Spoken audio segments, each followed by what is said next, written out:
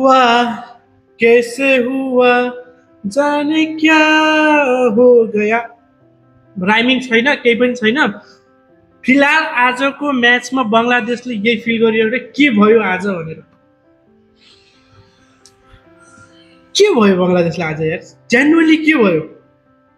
यस्तो राम्रो बोलिङ गरेर पाकिस्तान जस्तो देशलाई हैन 135 मा रोक्नु अनि आफ्नो ब्याटिङ आउँदाखेरि 135 रन चेस गर्न नसक्नु भनेको नि बङ्गलादेशको बुरी किस्मत भन्ने कि पाकिस्तानले राम्रो बोलिङ गर्यो भन्ने के। 135 राम्रो बोलिङको कुरा छैन, 135 राम्ररी खेलेको भए चेजेबल थियो के। एसिया कप सुपर 4 को गेम हैन, यतिसम्म बङ्गलादेशले जितिसकेको। आई होप जोले पनि हेरेको थियो होला 135 म्याच भन्ने थियो कि बङ्गलादेशको गेम हो भनेर।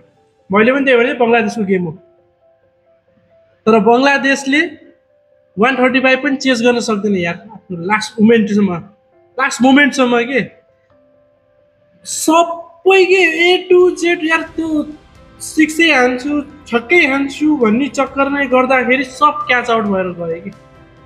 लास्टको 2 विकेट त्यो बोल्ड भएको छोडेर, बोल्डै भयो थियो नि होइन, 2 विकेट बोल्ड भयो के भयो त्यो, त्यसलाई छोडेर बाँकी सब भयो। केही छैन हामीलाई के, हामी थोरै यहाँ हाम्रो नेपाल सर गर्ने, तर पनि केही छैन। एकचोटि फेरि पाकिस्तान भर्सेस इन्डिया फाइनल हेर्न पाउने भयो कि यार। 2 चोटि त भिडिसकेछ नि यिनी दुईजना, जसको रिजल्ट तिमीलाई थाहा नै छ।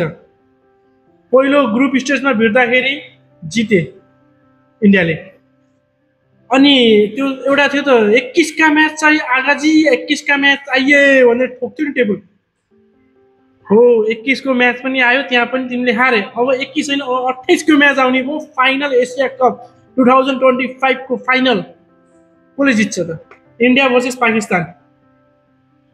हेर मलाई मेरो सोच्छु भने 3 चोटि चाहिँ लस जान्नु होला यार पाकिस्तान, 3 चोटि चाहिँ हार्ला यार, कमसेकम त फाइनल त जितेर लैजाला नि। आयो अब 28 तारिक हेरिन्छ के हुन्छ फाइनल होइन। फाइनल हेरेपछि कुरा गरौँला। तर बङ्गलादेश आज रुँदै होला कुनामा बसेर कि कस्तो ब्याटिङ भयो भनेर के